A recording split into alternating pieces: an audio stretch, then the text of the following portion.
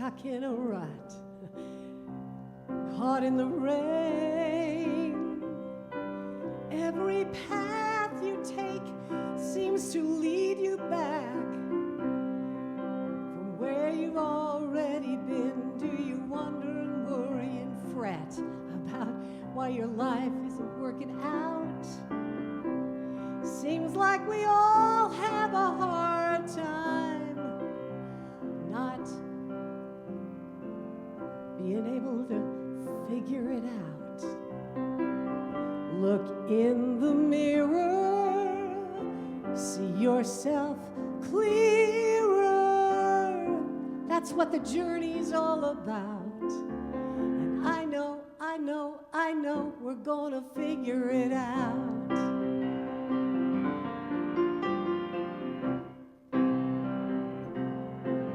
Do you feel like you're running faster than a hurricane?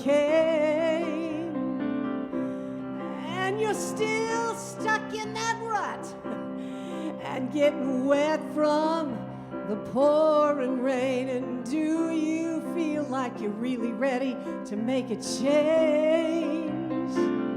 Well, here's something we all can do. Look above and all around you, and you'll see compassion and self-love right in front of you.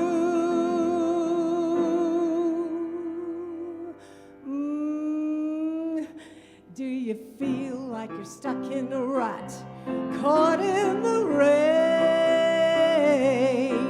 Just look in that mirror, see yourself clearer. That's what the journey is about. And I know we're gonna figure it out. I'm talking about chapters still pending, unknown happy endings, love and glory, and everything in between. We're all on the journey. Do you know what I mean? Ooh, just look in the mirror, see yourself a lot clearer. That's what the journey's about. And I know, I said again, I know, one more time. I know, that's what the journey's about. Journey's all about self-love and kindness. That's what the journey's about.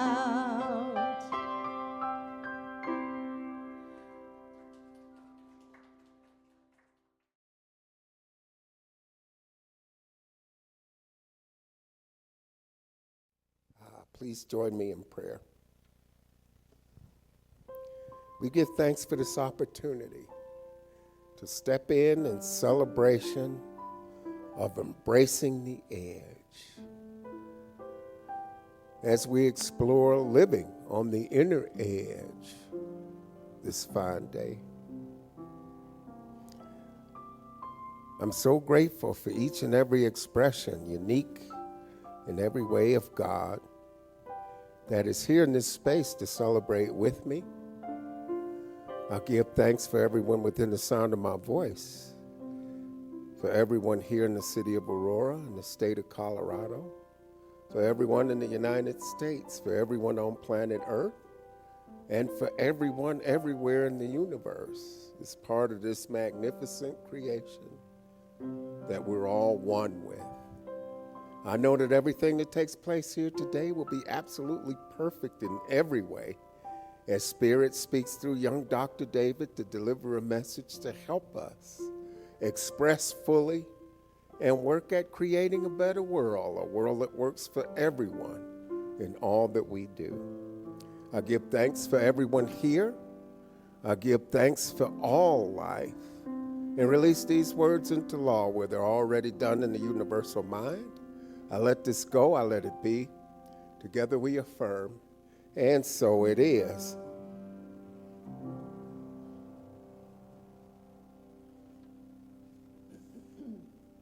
Our first words of inspiration come from divine source. Life unfolds in the way it does to get our attention.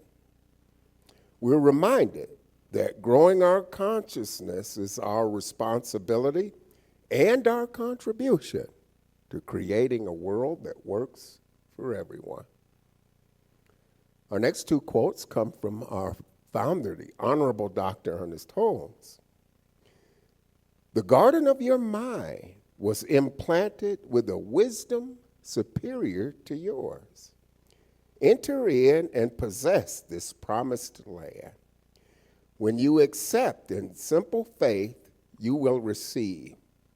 When you knock with childlike belief, the door will be open.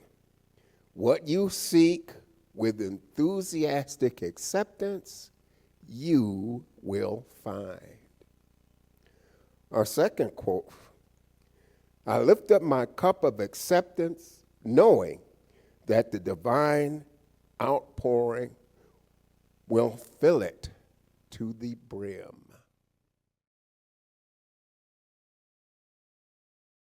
Good afternoon, New Dawn.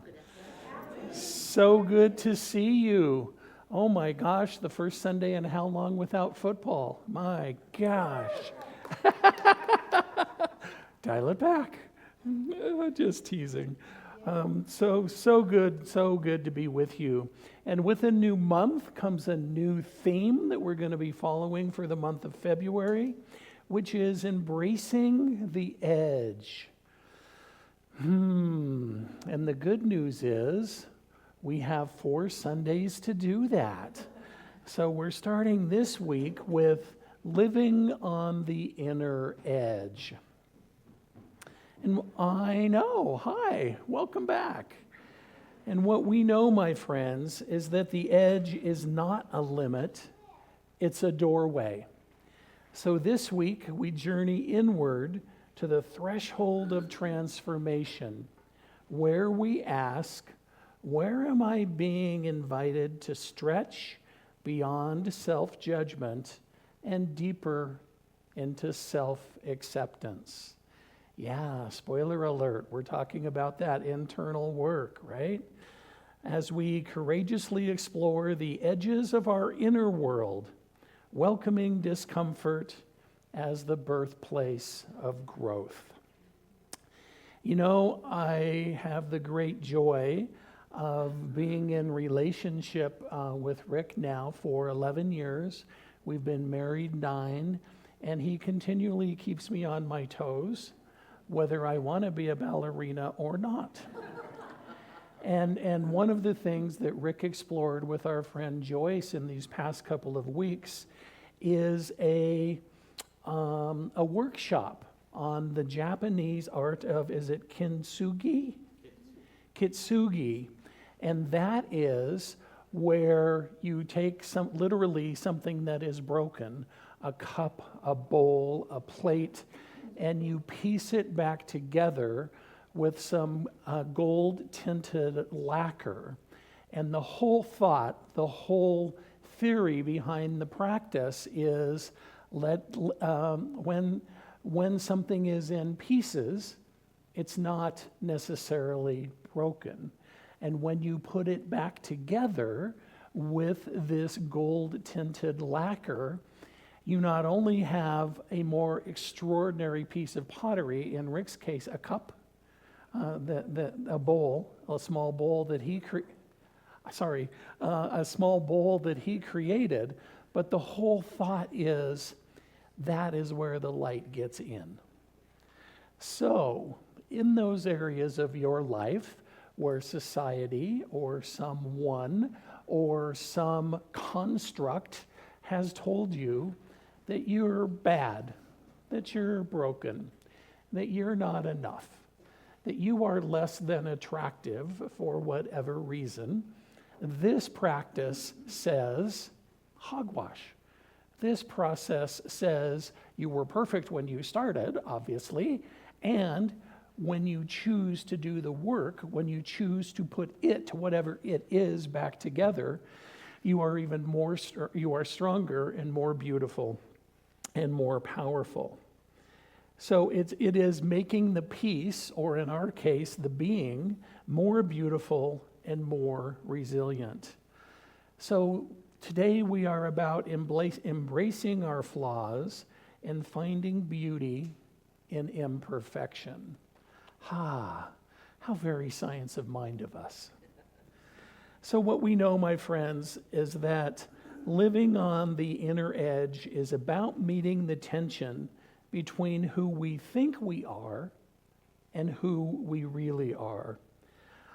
The great metaphysician Howard Thurman describes how fiercely we cling to our private sense of self, even as life invites us to step beyond it.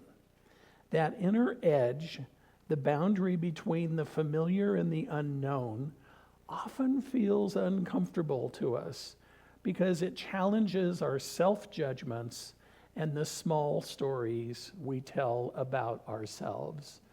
Or in my simplified shorthand for my simple mind, where is it that I'm arguing for my own limitations? I can't do that because. Yeah? Anybody ever been in that place with me? Fill in the blank. I'm too old, I'm too tall, I'm too white, I'm too male, I'm too whatever, right? Well, Spirit's not holding any of that against me. Why am I holding that against myself? So, Ernest Holmes reminds us that while human standards shift and falter, the standard of Spirit is always perfection. And it's not from that place of, I am infallible, I am glorious, I am perfect. It's from that place of Spirit knows nothing but perfection. So how can I be anything but? And the other piece that I would invite you into from a science of mind perspective is the standards of the human race are always in flux, always changing, generation to generation, for goodness sake, day to day, and from individual to individual. But the standard of Spirit is ageless, changeless, and unvarying. It is perfection and nothing less. Spirit knows only the perfect and knows nothing of the imperfect. Every step of the great creative activity of Spirit has been characterized by perfection. And that is from the Essential Ernest Holmes, edited by my friend and fellow author, Jesse Jennings. So what we know then, my friends, this is not new information for you.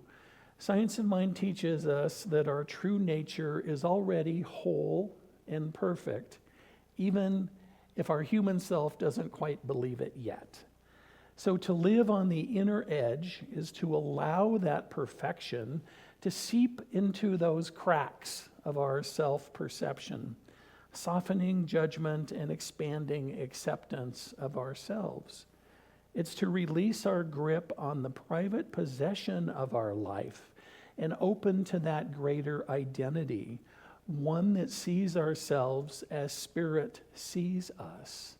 Or in that process that Rick participated in and that I was explaining, where are we letting that light in through what we may have identified as imperfections?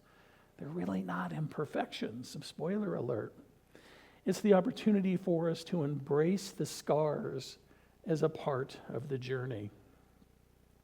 So what we know then is that we all have an inner edge, that place where our self-perception meets the deeper truth of who we are. Often that edge shows up as friction, self-doubt, criticism, quiet fear that we're not enough. Mine often looks like, good, David, right? You probably have your own inner critic, your own inner voice. When things aren't going exactly as you think they should, that's what mine happens to sound like. Yeah, it's that fear that we're not quite enough. But what if the edge isn't a failure point? What if it's an invitation, an opening into compassion for ourselves, the same compassion that we show our grandchildren and our great-grandchildren and our pets, for goodness sakes? That same compassion that we show so many in our lives, an opening for us to show that same compassion to ourselves.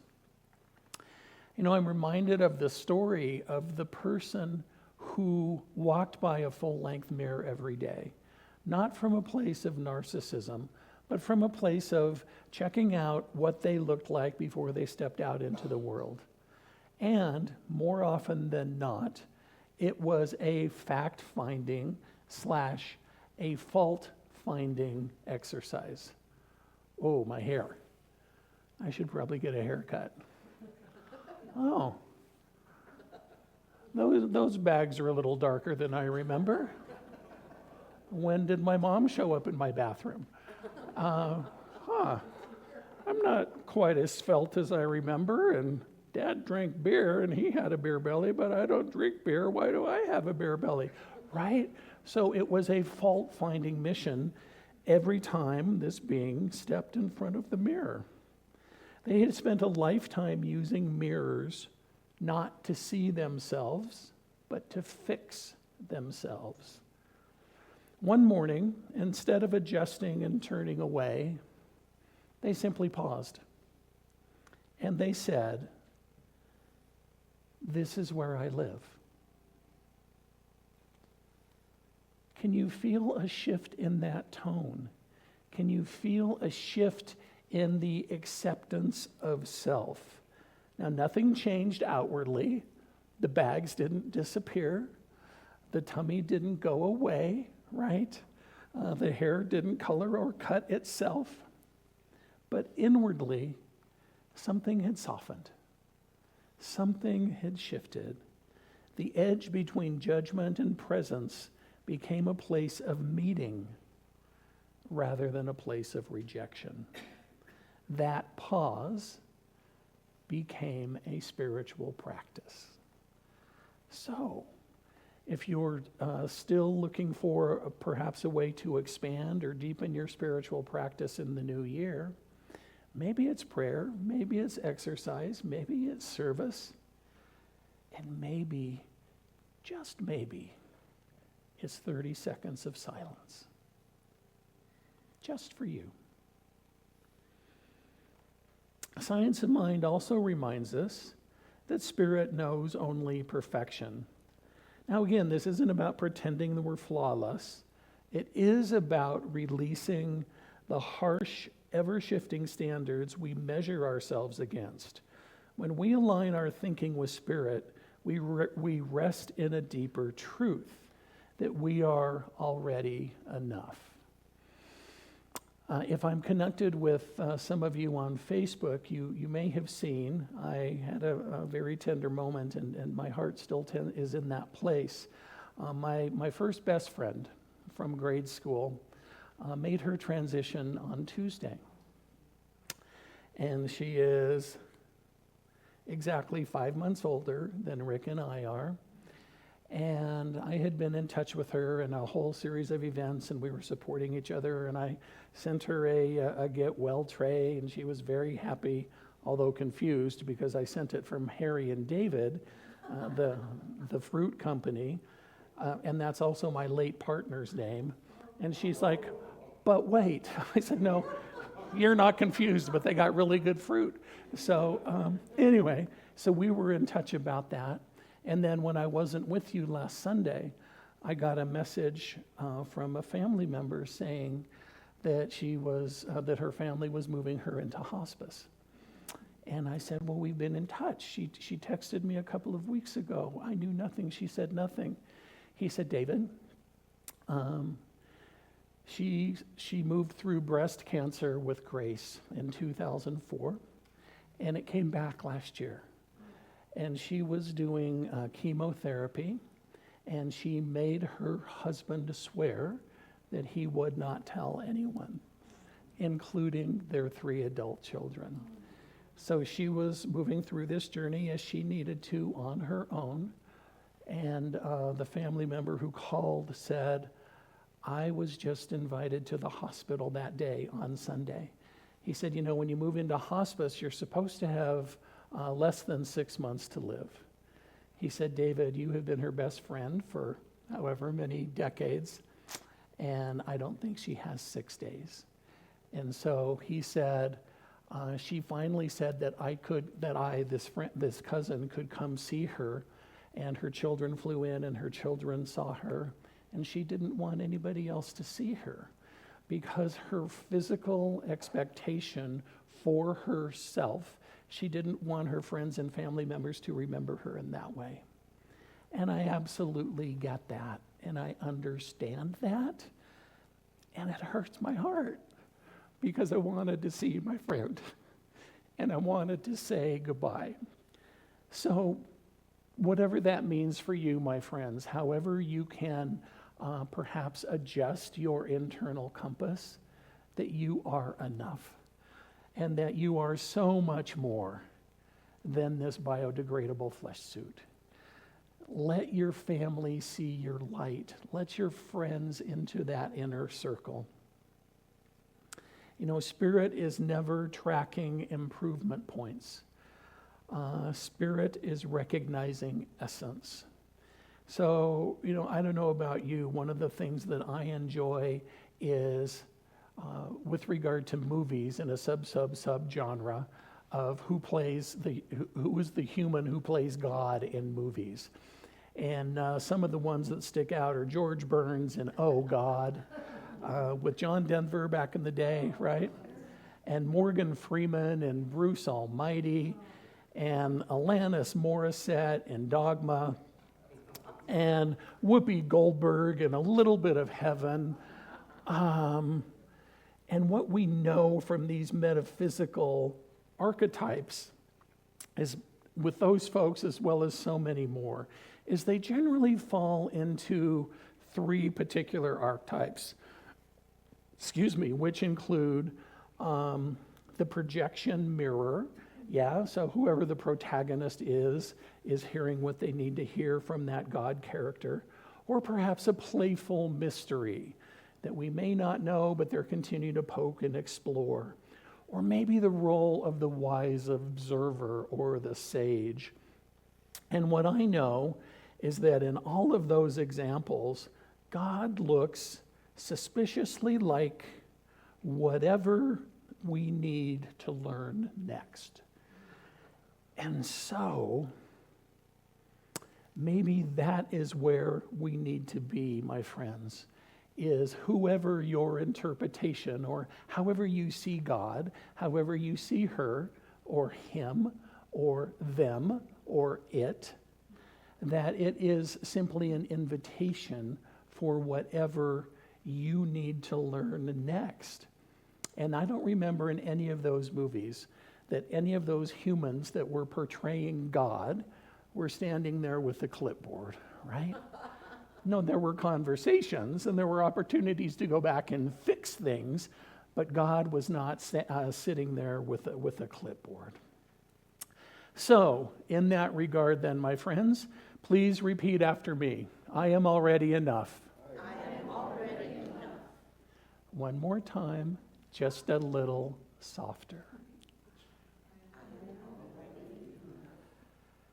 Yeah, be with that. So the third point I wanted to share with you, again from Howard Thurman, he speaks of the cycle of expansion and return. We stretch into something larger, and then we retreat back to the familiar, yeah? We dip our toe in the water, and then we come back to what we know to be true. Living on the inner edge means staying in that in-between space just a little bit longer. So dip your toe in and just hang out there for a minute longer. See what is there for you to learn and explore. Living, I'm sorry, yes, it means staying there just a bit longer trusting that the walls that once kept us safe may now be keeping us small. We're all here to learn, to grow, and to expand. And the only limits that I have are the limits that I put on myself. So again, I'm reminded of the little person, and in this case, I see myself in my mind's eye when I was learning how to ride a bike.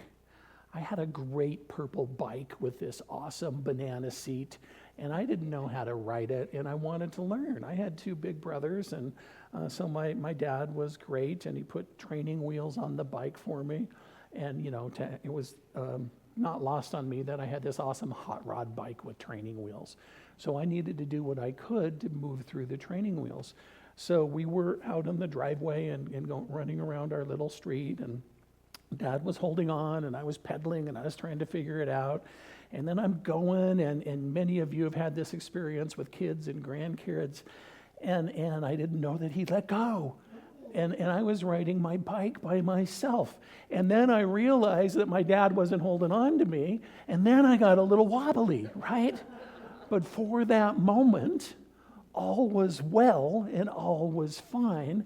I had broken through my own barriers for myself, right? That I'm a klutz and I can't do this and I'm uncoordinated and my brothers are better and wah, wah, wah, wah, wah. And I was riding my bike and, cutting a pretty suave figure for a 6-year-old, as I recall. So yeah, that is when I noticed I wobbled, not because I failed, but because I discovered my freedom, because I discovered something that I could do. So it is with us. When the familiar supports fall away, not to abandon us, but to reveal that balance has already begun to form from within. So by way of spiritual practice then, by putting this information to useful use in your life, just a suggestion, once a day this week, notice a moment of self-judgment or inner friction. Instead of correcting, or instead of trying to fix it, silently say what you just said. This is where I live. I am enough. Yeah? And allow yourself to make that shift. Not a huge external shift, but a significant internal shift. Let compassion, not correction, be your practice. And 3 ways we do that at New Dawn, the way that looks for me, is we honor becoming, not perfection. We create space for people to live honestly at the edge of their growth. It is our intention to meet you where you are and invite you into whatever it is you would like to step into. We teach divine wholeness. Our message reminds us that spirit sees essence, not performance. And we walk the edge together. Through prayer, community, and practice, we stay present when the old supports fall away. And indeed, we encourage the allowance of releasing that which no longer serves, right? If we don't need those braces and supports, we allow that to happen naturally. So what we know then is living on the inner edge is not about being reckless with our inner life. It's about being brave enough to stretch beyond old judgments and into new awareness. New Thought teaches us that this stretching and returning, this expansion and contraction is part of the human rhythm. And Holmes reminds us that Spirit's standard is always perfection. When we rest in that truth, we can soften our grip on who we think we are and lean into who we truly are. Together, we stand on the threshold of self-acceptance, choosing to cross. If you would please join me in prayer. practitioners, please join me in consciousness. Living on the inner edge is not about being reckless with our inner life. It's about being brave enough to stretch beyond old judgments and into new awareness. New Thought teaches us that this stretching and returning is part of the human rhythm, and Holmes reminds us that Spirit's standard is always perfection. That is the truth that we know. That is what we strive to see in each other, and yes, in ourselves. So as we continue to explore our inner work this month, I know that it is good. I know that the timing is perfect. I know that those within the sound of my voice are inspired to engage in this work, not by me, not by my energy, but by their own light, by their own choosing, by their own desire to expand into the highest and best for whatever they are calling in every aspect of their lives: mental, physical, emotional, relational, spiritual, professional. I call it all good because it is all God. And we simply stand in that truth together, supporting one another in the good, in the bad, in the interesting, and yes, in the powerful, in the awesome, and in the joy-filled. So it is from this place of deep knowing and tremendous thanksgiving that I simply release. I release, I let go, I allow it to be. And we anchor this together by saying, and so it is, and so I am, and so we are.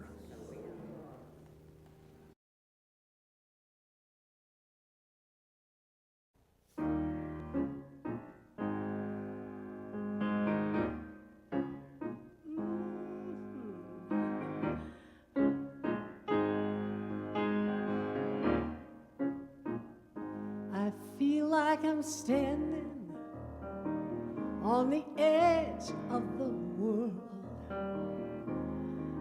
and I'm holding on to what I am. You know, it feels like I'm standing on the edge of the world, trying to be myself, trying to find myself, trying to be just who I am. How about you? And I feel like I'm walking on the edge of a storm, and it rages through the forest. I can feel it burning through the sand. It's clinging to the sun. And guess what? It's even holding my hand, helping me find myself, helping me be myself, helping me find out just who I am. And there's so much that's open, so much that's new. I can't be expected to be just the way that you tell me to. If you're really my friend, follow me through. I've gotta be enough for me and enough for you. And I feel like I'm standing, yes, on the edge of the world, and I'm holding on, holding on, holding on.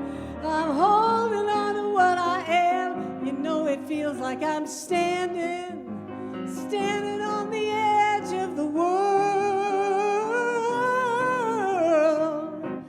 helping me find myself. It's helping me be myself, helping me find out just who I am. Gonna find myself, just who I am. just who I am, just who I am.